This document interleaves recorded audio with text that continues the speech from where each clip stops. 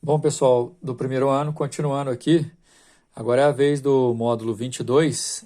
Na verdade, nesse vídeo aqui, como os módulos 22 e 23 são bem rápidos, eles envolvem basicamente análise de gráfico, eu resolvi colocar os módulos 22 e 23 nesse mesmo vídeo, né? Só lembrando a vocês que nesses módulos do 18 ao 23 da apostila, a gente está exclusivamente estudando movimento uniforme, e a cada módulo diferente, uma lista que relaciona o movimento uniforme com situações que são bastante específicas. Por exemplo, no módulo anterior, a gente viu várias situações em que você pode, pelos dados do problema, fomentar as funções horárias do movimento dos móveis e, igualando essas funções horárias, projetar, por exemplo, o instante em que eles vão se encontrar, depois usando esse instante para calcular a posição. Então, como eu disse, nos módulos 22 e 23, basicamente análise de gráfico. Esse exercício aí, por exemplo, se você quiser pausar e ler o enunciado, ele fica por conta de analisar a posição em função do tempo, só que o grande lance dessa questão é que ele não dá a unidade do tempo aqui. E para poder fazer uma estimativa, o que eu vou fazer? Já que é uma reta da posição pelo tempo, o movimento é uniforme, vou calcular a velocidade pela velocidade média. São 10 quilômetros em 2, sei lá se é segundo, minuto, hora, não está especificando. Por isso que eu coloquei uma interrogação, olha só, 10 por 2 dá 5 quilômetros por alguma coisa. 5 quilômetros por alguma coisa pode ser 5 quilômetros por semana, por hora, por segundo, por dia, por minuto. Mas vai depender, por exemplo, será que uma carroça gasta uma semana para andar 5 quilômetros? Não, né? Será que um carro gasta um dia para percorrer 5 quilômetros? Também não, né? A resposta nossa já está marcada aí. Uma pessoa caminhando, ela pode percorrer 5 quilômetros por hora. Por isso é a nossa resposta, beleza? Acompanha aí, pessoal, o exercício número 2. Se quiser pausar o vídeo para poder ler o enunciado, mas ele conta a história de dois velocistas que estão percorrendo uma prova de 100 metros. Só que o lance agora, ó, é velocidade por tempo. Você pode ver aqui, ó, o atleta A, ele aumenta a sua velocidade até atingir uma velocidade máxima e mantém durante algum tempo até terminar a prova. E ele termina a prova em 10 segundos. O atleta B também tem o mesmo estilo, só que ele não consegue atingir uma velocidade máxima tão alta e mantém essa velocidade até o final do trajeto durante um tempo maior também, terminando a prova em 12 segundos. Para você resolver essa questão, vai ser essencial você perceber que o atleta B demora 2 segundos a mais que o atleta A para poder completar. Por que isso é importante? A pergunta está dizendo o seguinte: a hora que o A completa a sua prova, ou seja, aos 10 segundos, qual que é a distância que o B ainda percorre? Tem várias maneiras de você poder calcular isso. Uma delas, por exemplo, é pensando que se nesse instante aqui, ó, que é o que falta para o B percorrer, os 2 segundos, o B está com a velocidade constante de 10 metros por segundo, que significa que ele anda 10 metros a cada segundo.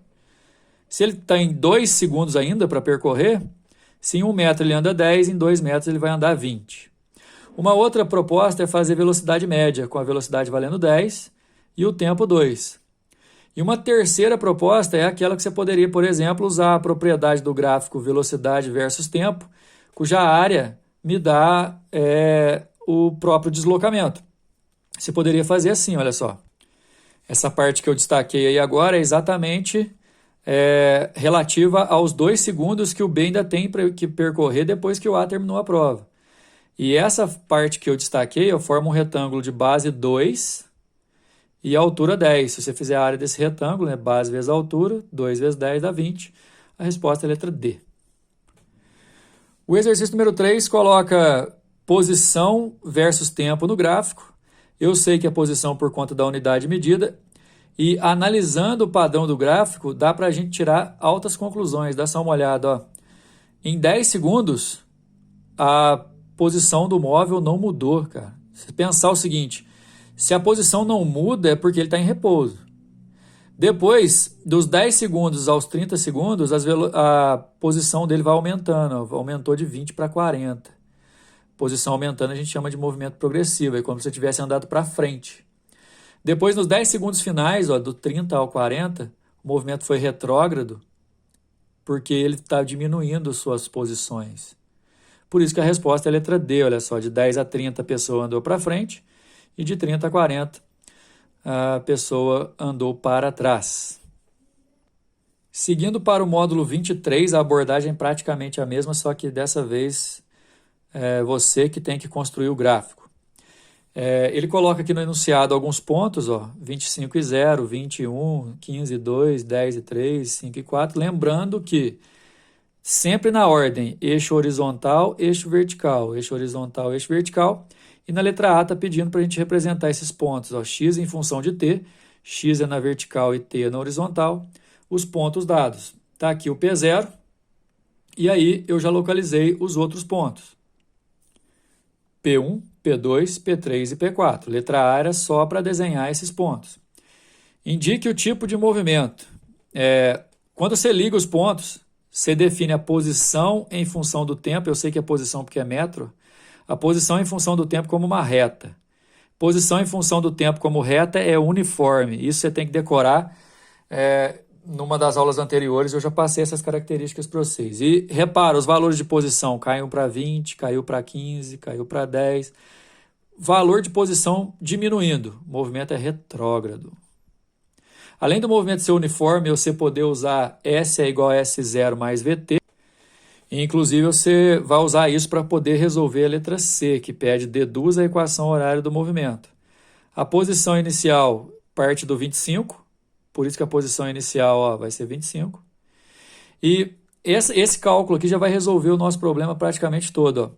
Nesse intervalo aqui, de 0 a 4 segundos, que a gente sabe, a posição diminuiu de 25 para 5, ou seja, diminuiu 20, por isso o menos. Ó, menos 20 percorridos em 4 segundos, dá uma velocidade de menos 5.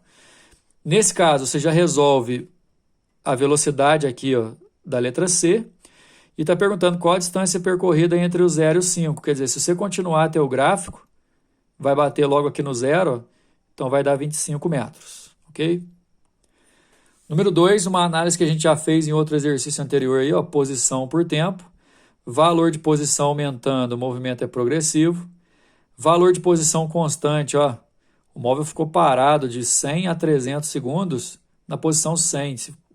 Se a posição não muda, é repouso. E depois, movimento retrógrado, porque ele caiu a posição de 100 para 20. Só que tem um detalhe. Se ele anda 100 para frente e volta 20, ele anda 100 para frente e 20 para trás, no total ele anda 120 metros. Só que em termos de deslocamento, ele foi do 0 a 80. O deslocamento é 80. Só que a resposta nossa é relativa realmente à distância total percorrida, de 120 metros nos 400 segundos do total. A resposta é a letra C. Bom, aí a gente tem, na questão número 3, um gráfico da distância percorrida em função do tempo.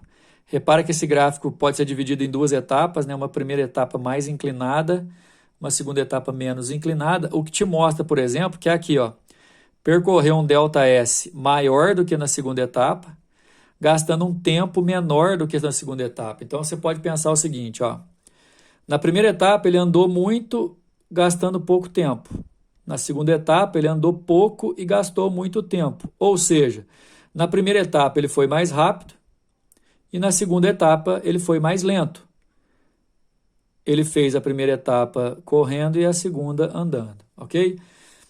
Como eu disse, esses dois módulos se falam, era só para poder fazer a interpretação gráfica. E assim a gente termina todas as nossas questões de movimento uniforme. Até mais!